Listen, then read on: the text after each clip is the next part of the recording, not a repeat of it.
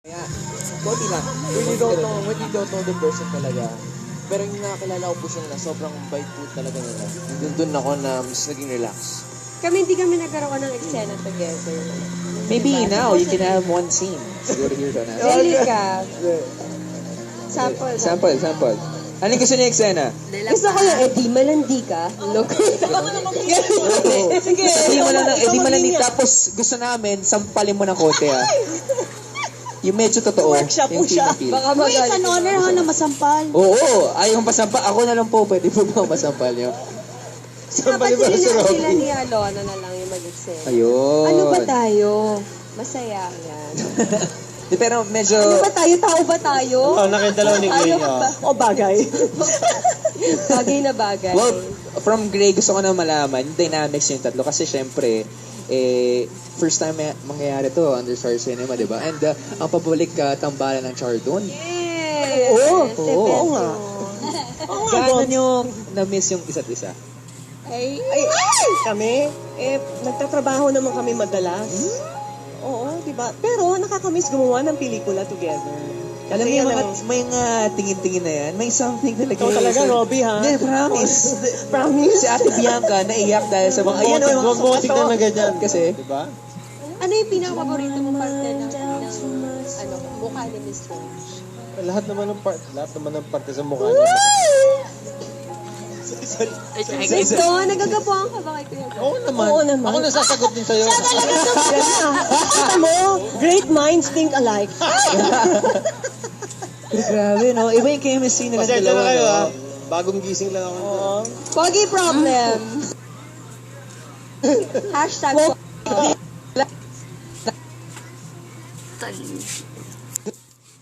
Yeah, she's dating the gangster. At walang linya-linya masyado dun, ha? Oo. Tinginan Saka lang, and isang that eksena made the lang. difference. Thank you po. Grabe, no? Napaka-memorable nga Pero naman. alam mo, after this movie, Love Affair, kami ni Don, meron kaming ginagawa na isang soap for ABS. Wow! So, abangan nyo rin yan. And that should be out by, siguro last of September. Papakaabangan na makakili natin. Kamusta? Ito gusto kong malaman muna, kamusta po ang pakipagtrabaho nyo with the one and only Bea Alonzo? Ako, I only had one scene lang with Bea, but I totally enjoyed it. And sana lang talaga nadagdagan pa. Pero di bale, hinuhope ko na may next project kami.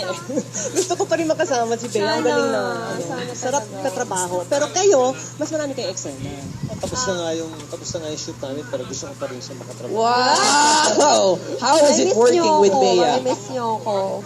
How is it working with Bea? And the same time, Bea, how is it working with the Chardon? Ako grabe, sobrang blessed yung pakiramdam ko. Kasi minsan lang mabibigyan ng pagkakataon to work with these the great actors na talagang doon pa lang sa filmography nila, makikita mo na kung gaano sila kagagaling na artista. Diyan yung hihintayin sa langit. Diba? Parang minsan ka lang nabibigyan ng pagkakataon sa panahon ngayon na makagawa ng isang magandang pelikula kasama itong magagaling na artista na ito. And plus, they're professionals. Ano ba? Pelikula mo, they're generous. pinapanood din namin, no? Galing doon. Ano yan? Ano? Pak, may doctor. Wow! Grabe, ah.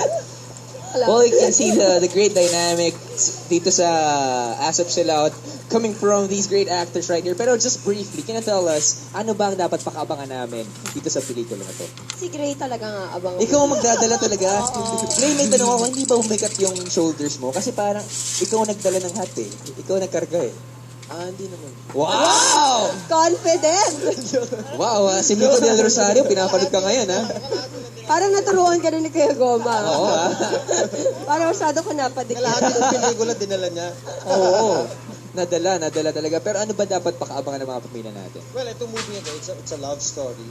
The love affair. Something you can relate to. Part of this movie, talagang tatamaan ka. Lalo ka na. Ikaw, lover boy ka. Alam mo. Wow! Oo, di ba halata naman. Spike Ako, I just wanna clarify that this Sige is nga. not a mistress movie. It is not. It is not. Surface observation lang. Pero this is a story that tells the journey of the three characters. Nasa crossroads sila ng buhay nila. it's either magpapatawad ba sila, mag-heal ba, kailangan ba nila ng healing, or kailangan ba nila makita kung ano nagpapaligaya sa kanila. Tama yun. Lahat ng sinabi nila. And bukod pa doon, ito yung parang comeback movie namin ni Richard. Si Chardon movie. Tapos may added Bea Alonso pa. Ano pang hahanapin mo, di ba? Ha? Ano pang Ano pang hahanapin nyo? Kaya abangan nila on August 12, this movie is showing, and then August 11, if you have the time, join us sa SM Mega Mall Cinema 7. Yes. And This then is meron pa tayong mga international screenings. Oo, that's right. Huwag po natin kalimutan, this is under the direction of Noel Naval for Star definitely. Cinema.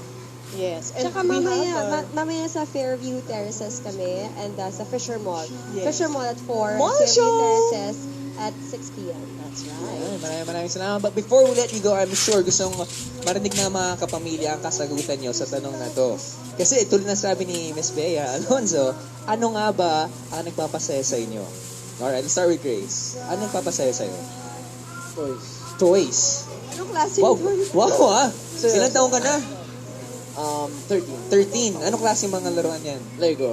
Ah, creative. Seryoso. Seryoso. Seryoso rin kami dito. Seryoso. Alam mo ba joke yung tanong? Miss Bea, ano nagpapaligaya sa inyo? Ano nga? Ang aga naman niya. Bakit? Ano ba nagpapaligaya sa Baka akin?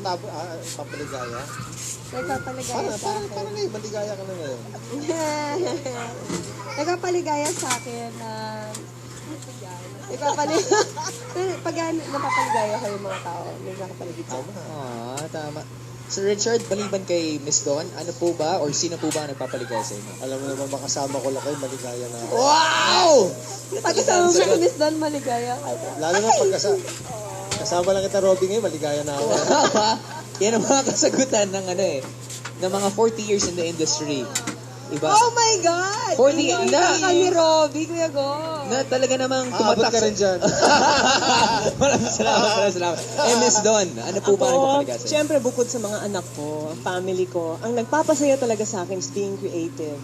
I like to stay creative, whether it is doing film work, my acting, or maski yung mga hobbies na ginagawa ko that have to do with arts and crafts. Basta I'm doing that, I'm happy.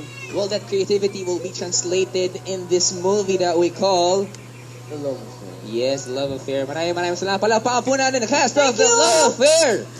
Iba't Thank you, ibang guys. layers Thank of love ang makikita po natin dito. Maraming salamat. kayo, ha? And sa pagbabalik po natin, maraming pa mga layers of emotions ang makukuha natin only here on this show. This is called Asap Chilla!